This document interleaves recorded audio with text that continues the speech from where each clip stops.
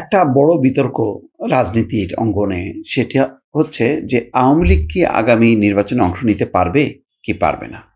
এখন পর্যন্ত যে অবস্থা যে তাদের নিবন্ধন নেই, বিচার পর্যন্ত আওয়ামী লীগের কার্যক্রম নিষিদ্ধ। তার মানে নির্বাচনের কোনো অবকাশ নেই।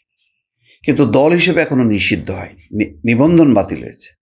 যেমন জামাতের মতন যে স্ট্যাটাস ছিল একসময়, যে দল নিষিদ্ধ হয়নি কিন্তু নিবন্ধন তাদের বাতিল, নির্বাচনে অংশ নিতে পারবেন, অনেকটা তেমনই।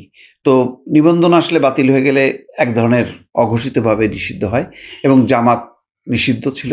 জামাতের সাথে যদি আজকে মানে আওয়ামী লীগের তুলনা করা হয় অনেকটা তেমনই, যে আওয়ামী লীগও নিষিদ্ধ, যেখানে তার শক্তি আছে সেই শক্তিমত্তা দেখাচ্ছে, কার্যক্রম করতেছে, যেটা জামাতও করতো, কিন্তু অলিখিতভাবে নিষিদ্ধ, নিবন্ধন নেই এবং বিচার পর্যন্ত তাদের কার্যক্রম নিষিদ্ধ করা হয়েছে। তারপরেও কিন্তু বারবার ঘুরে ফিরে আসছে যে আওয়ামী লীগ কি নির্বাচনে অংশ নিতে পারবে কি পারবে না। দেশি বিদেশি আন্তর্জাতিক চাপ, যেখানে ভারত বলছে যে সবার অংশগ্রহণে তারা নির্বাচন চায়, ইঙ্গিতটা পরিষ্কার যে আওয়ামী লীগকে নির্বাচনে অংশগ্রহণ করতে দিতে হবে। এইদিকে মার্কিন যুক্তরাষ্ট্র সিদ্ধান্ত নিয়েছে যে নির্বাচন বিষয়ে তাদের রাষ্ট্রদূতরা কোনো কথা বলতে পারবে না, শুধুমাত্র যদি মার্কো রুবিও যে কথাটি নির্দেশ দিয়েছেন যে নির্বাচনের স্বচ্ছতা গ্রহণযোগ্যতা সেই সম্পর্কে মানে মার্কিন রাষ্ট্রদূতরা বিশ্বের কোথাও কোনো মন্তব্য করবে না। যদি পররাষ্ট্রমন্ত্রী নিজে বা তাদের পররাষ্ট্র দপ্তর মনে করে যে এই বিষয়ে কথা বলার দরকার, তখন তারা সেই বক্তব্য দেবে বা তাদের বক্তব্যটা যখন দিতে বলবে তখন সেই রাষ্ট্রদূতরা কথা বলবে। ফলে এখন ভারত যদি রিকোয়েস্ট করে এবং ট্রাম্প প্রশাসন যদি মনে করে যে বাংলাদেশের নির্বাচনে কথা বলার দরকার, তখন তারা কথা বলবে, নতুবা কথা বলবে না। তো সেদিক দিয়ে একটা সুবিধাজনক অবস্থানে আছে যে আওয়ামী লীগকে যদি নির্বাচনে বাইরে রাখা হয় তাহলে অন্তত পশ্চিমা চাপ থাকবে না, যদিও ভারত এটা নিয়ে প্রবল করবে। কিন্তু আমাদের দেশেও কিন্তু এটা নিয়ে দ্বিমত আছে। সম্প্রতি আমি দুইটা আলোচনা দেখলাম, একটা হচ্ছে জিল্লুর রহমান তৃতীয় মাত্রার চ্যানেল এর, আর একটা হচ্ছে সিনিয়র সাংবাদিক আনিস আলমগীর।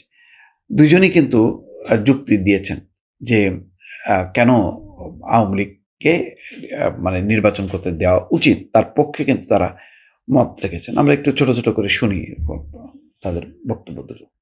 কেন মনে হতেছে? কেন মনে হবে না?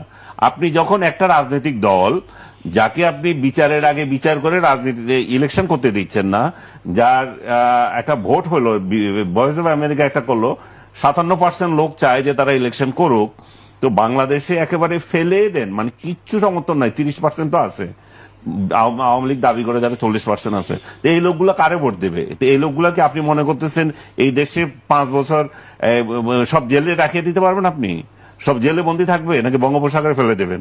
এবং আপনি যাদের বাড়ি আক্রমণ করেছেন, যাদের বাড়িঘর হামলা করেছেন, তারা আপনারা ছেড়ে দেবে? ডক্টর ইউনূসের বাপের বাড়ি কোথায় সেটা কি মানুষ চেনে না? তার নিজের বাড়ি কোথায় সেটা কি চেনে না? এগুলোর উপর হামলা হবে না? 32 নম্বরের প্রতিশোধ কি হবে না? হয়ে যাবে তো।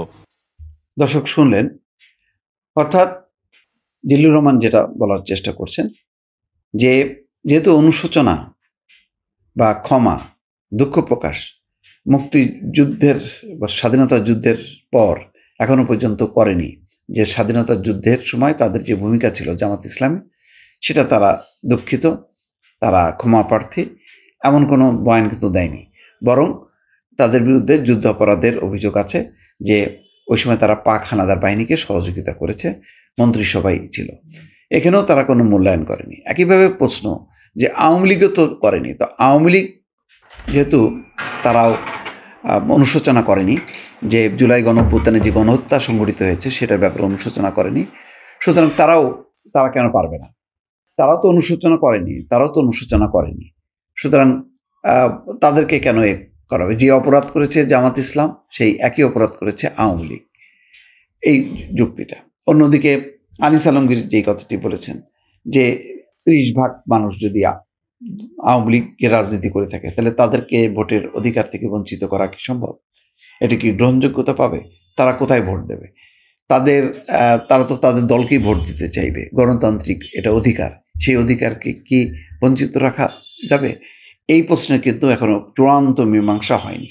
ফলে এই বিষয়টাও কিন্তু ঝুলে থাকলো আগামী রাজনীতির অঙ্গনে, যখন নির্বাচন মানে আরো আগাইতে থাকবে প্রক্রিয়াটা, তখন এই প্রশ্নটা কিন্তু উঠতে থাকবে। দর্শক ভালো থাকবেন, আল্লাহ হাফেজ।